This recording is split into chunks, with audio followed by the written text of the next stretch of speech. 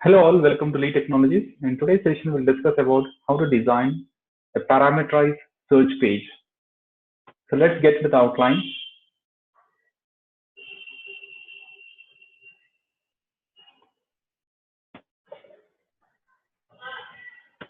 So we'll try to understand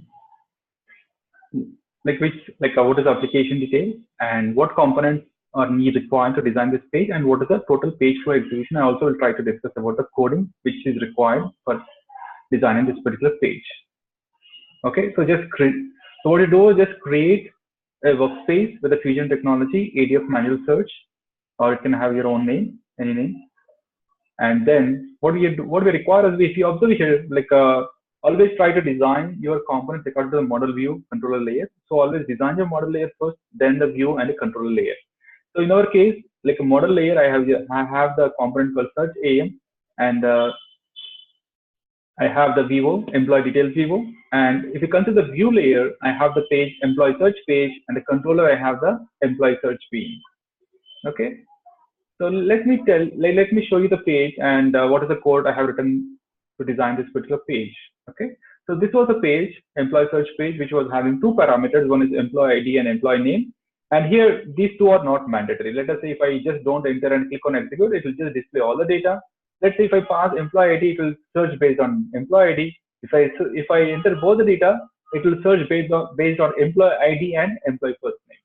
So what is the page flow here? If you observe, first of all, when a user opens the page, so the page gets opened, and when you enter the data and you click on search, what it will do is it will pass the data from the page to the bean, and the bean will call the appropriate method in the AM, and AM will execute a method which we have written in the AM, and it will call the VO and add the where clause to the VO, and that will get executed. And that gets executed on the DB, right? Because you have written a query. So when you perform the execution, so the resultant of your query will be executed on the DB, and the resultant value will be passed to the page. So that's how the page flow happens in this particular scenario.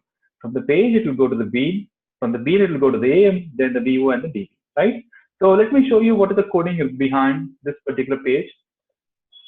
So here, this is my page, right? Employee search page.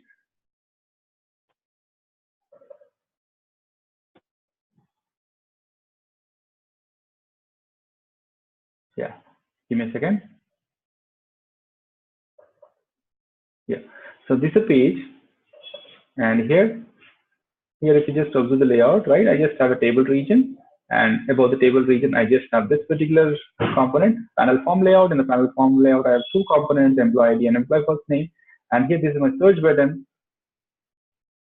So this is my button name, search button, right? And here, so if you just see the action, right, action, search button underscore action.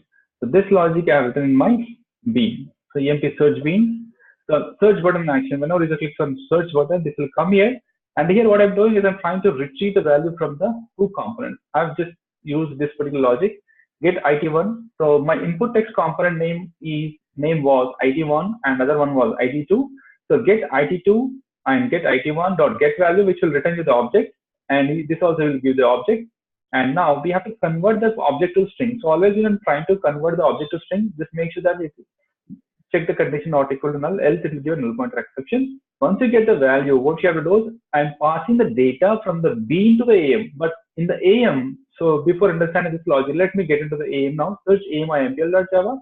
So here what I've written is a method called execute search with the two parameters, employee ID str, employee name str. So here I'm getting the instance. So the employee details view instance. And then what I'm doing is I'm just trying to check the values. If they are not equal to null, let us say both are not equal to null, I'm adding the where clause condition like this. If only one of them is null, I'm adding the where clause like this. Employee ID is equal to employee value or first name is equal to the value. And after that, executing the query. So now this method we have to call from the controller, nothing but the bean, right?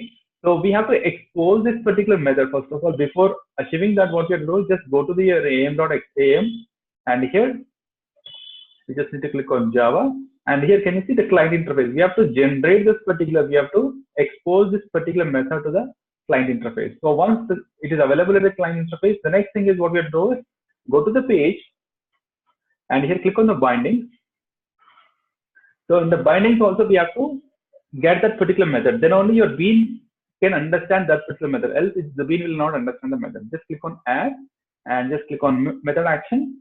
And now, so when you click on data control, automatically it will show you the method which is available for the bean to call. But how does this particular what you say page knows about this information is nothing but, so here in our particular project we have a particular AM. So this particular page can understand all the list of AMs which are available in the workspace. So based on that, it will understand which particular AM it has to call. And most of the information is also available in the page definition.xml. Okay. So now once your particular bean knows which method to call, here what can do now, like we got the parameters, and then we have to use the logical operation binding. So here if you observe carefully, I mentioned a method called exhibit search. This is a method which we have written in the AM, right? So we are passing those two parameters to this particular method using this argument fashion, and then finally we are executing this. So at this point, what will happen is the method which you have written in the AM will get called, and the logic which you reside in the AM will get executed, and based on that, the resultant value will be displayed in the page. Let's observe that. Let's say I'll just remove this and click on search. It has to display all the data. Let's say I'll just enter 101 and I just click on search. I have to get only one row. Let's say if I just display username, let's see what will happen. So I just got the same row again. Let's try this one, right? So there are no two employees with the same name, right? If that was the case, maybe we would have got multiple rows, right? Any chance? Yeah, I don't find any employee with the same name, right? So obviously we'll just get only one particular row. Okay. So this is how we have achieved a very simple search page using the ADF Vivo by trying to execute manually. Okay.